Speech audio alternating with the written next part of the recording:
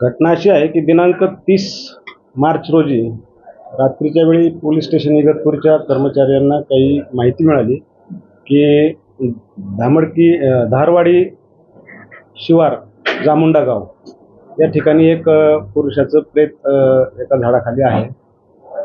आणि त्या माहितीवरून आमचे पोलीस कर्मचारी, एक अधिकारी API आणि 2 कर्मचारी, त्यामध्ये गोडसे आणि कचरे असे त्या ठिकाणी गेले. खात्री झाल्यानंतर तिथं त्यांनी पाहिलं एक व्यक्ती पुरुष झाडाच्या खाली पडलेला आहे. त्याच्या गळ्यात एक अर्धवट ओढणी आहे आणि झाडाला पण अर्धवट ओढणी आहे फांदीला. तर त्यांनी मग त्या परिसरात तिथे चौकशी केली, लोकांना विचारलं, तिथला त्याचा ओळख पटली गेली. तर त्याचं नाव होतं भाऊ सखाराम दरवडे. तर त्या व्यक्तीला ओळखल्यानंतर तिथे त्यांचे वडील, आई त्यांना बोलवण्यात आलं होतं आणि त्यांच्या समक्ष मग तिथं फोटोग्राफ्स वगैरे घेतले त्या बॉडीचे वगैरे. आणि रात्रीची वेळ होती 10-10:30 म्हणून तिथे रात्री काही ठेवणं योग्य नव्हतं, म्हणून त्यांनी ॲम्ब्युलन्स कॉल केली आणि ॲम्ब्युलन्समधून ती बॉडी रुरल हॉस्पिटल इगतपुरीला ते रात्री घेऊन आले. सोबत त्यांचे नातेवाईक म्हणजे आई वडील पण होते. यानंतर ही रात्रीची गोष्ट झाली. सकाळी दुसऱ्या दिवशी ईद होती, ईदचा बंदोबस्त होता आणि आम्ही सर्व बंदोबस्तात होतो. बंदोबस्त संपला साधारणतः 10:30-11च्या आसपास. मी इगतपुरीतच होतो, तिथले पोलीस इन्स्पेक्टर साहेब होते, आम्ही सर्व तिथे होतो. त्यांना माहिती आली की त्या धामडगी परिसर जो आहे बाहुली डॅमच्या पुढे, त्या ठिकाणी आपले काही त्या रात्रीचे ईडीमधील मैताचे लोक किंवा त्या गावातील काही लोक तिथे जमलेले आहेत आणि आपले कर्मचारी पण तिथे पुढे गेलेत. त्यांना बोलवण्यासाठी गेले होते सकाळी, या तुम्ही पंचनामा वगैरे करायचा, इन्क्वेस्ट करायचा म्हणून. तर तिथे गर्दी जमलेली आहे. तर आपल्याला जायचं म्हणून आम्ही स्वतः आमच्यासोबतचे काही कर्मचारी घेऊन, कर्मचारी फार काही नव्हते परंतु माझे सोबतचे 2 कर्मचारी, त्यांच्यासोबत 2-3 कर्मचारी, आम्ही गेलो. आमच्या एकाच गाडीत गेलो होतो. तिथे गेल्यानंतर लोकांचे आम्ही ऐकून घेतलं सगळं म्हणणं. त्यांची काय ती तक्रार होती व रात्री बॉडी हलवायला नाही पाहिजे वगैरे.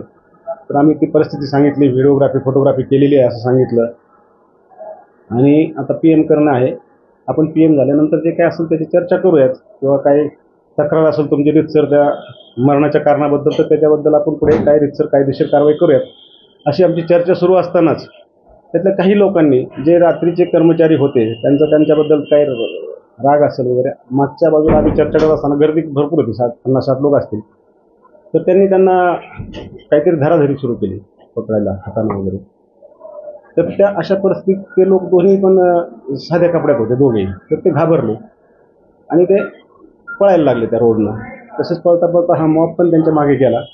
त्यांना धरून मग हातानं वगैरे त्यांनी चापटीने वगैरे मारहाण सुरू केली. हे आम्ही बघितल्यानंतर आम्ही पण त्यांच्या मागे गेलो, पळत गेलो. त्यातला एक कर्मचारी पुढे तसाच रोडनं पळून गेला पुढे, आणि एक मात्र जे त्याला ASI जाधव होते, त्यांना ते ॲक्च्युली मारत होते. त्यांना आम्ही ताब्यात घेतला.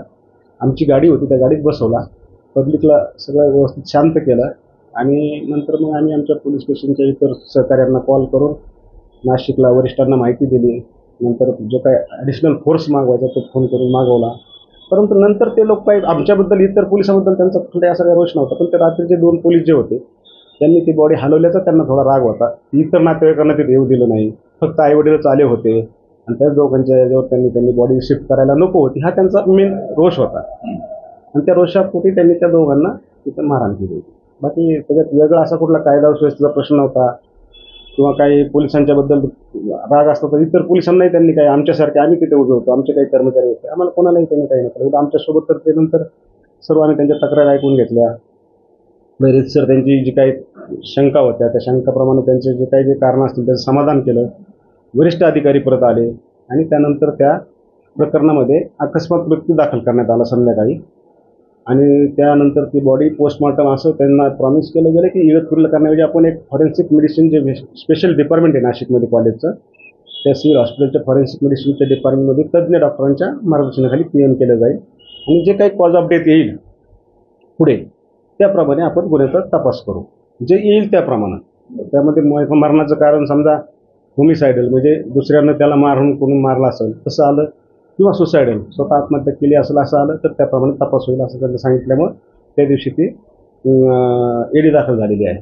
आणि पॅरलली ज्या पोलीस कर्मचाऱ्यांना त्या लोकांनी मारहाण केली त्या 2 पोलीसपैकी एका पोलीस कर्मचाऱ्याची फिर्याद घेऊन आम्ही त्यांच्या जवळजवळ 37 नावानिशी म्हणजे ओळख पटवलेल्या नावानिशी आणि इतर 50 ते 60 अशा लोकांच्या विरुद्ध त्याच दिवशी रात्री गुन्हा दाखल केलेला आहे. सध्या तो गुन्हा पण आमचा तपासावर आहे. अजूनपर्यंत कोणाला अटक केली त्या प्रकरणात? नाही, अजून सध्या तरी अटक केलेली नाही. मी अटकेची प्रोसिजर आता सुरू करणार आहोत. म्हणजे पुढची जी काही कायदेशीर प्रोसिजर आम्ही सुरू करत आहोत. जे काही मृत्यू झाला त्या बाबतीमध्ये असं म्हटलं जात होतं की ते सुसाईड नाहीये, गळफास घेतले नाही, त्याचा खून करण्यात आला. आता सगळ्या लोकांचं म्हणणं होतं आणि त्यातून तो वाद निर्माण झाला. आपण त्यावेळेस त्या 2 कर्मचाऱ्यांनी असं म्हटलं की यांनी गळफास घेतलेला आहे आणि त्यांचं म्हणणं होतं की खून झालेला आहे. तर त्याचा तपास त्या पद्धतीने तर तुम्ही त्या पद्धतीने पण तपास केला का? कारण तिथे गळावर काहीतरी खुणा होत्या असं म्हटलं जातं. तर यामध्ये मरणाचं कारण देणारे जे असतात एक्सपर्ट्स डॉक्टर्स असतात. आम्ही फक्त परिस्थिती पाहून अंदाजे ते सांगू शकतो की पोलीस अधिकारी अनुभवातून सांगतात तर काय झालं असेल. तर तिथे जी परिस्थिती ती पाहून त्यावेळेसच्या आमच्या अधिकारी कर्मचाऱ्यांनी ते ओपिनियन तिथं तोंडी दिलेलं आहे किंवा हे हा फोडणी फांदीला लटकलेली आहे, तुटलेली आहे, त्याच्या वजनानं कदाचित तो तुटून ओढणी खाली पडलेला आहे आणि त्यामुळे हे हँगिंग असावं असं त्यांना सांगितलं असेल. परंतु वैद्यकीय अधिकाऱ्यांनी जे PM केलेलं आहे, पोस्टमॉर्टम केलेलं आहे, त्यात त्यांनी स्पष्टपणे ते हँगिंग आहे असं आम्हाला आज ओपिनियन दिलेलं आहे. गळफास कशासाठी घेतला? काही चिठ्ठी लिहून ठेवली होती का मुलाने? आमच्याकडे कुठलीही चिठ्ठी वगैरे काय होतं? नेमकं कशासाठी त्याने गळफास घेतला? आता हे पार्ट ऑफ इन्व्हेस्टिगेशन आहे. त्यात आम्ही आता त्यांनी जे काही नावं वगैरे संशयित दिले त्याच्यात आम्ही तपास करू. त्यात ज्या काही प्रमाणे त्यांचा तपासात निष्पन्न होईल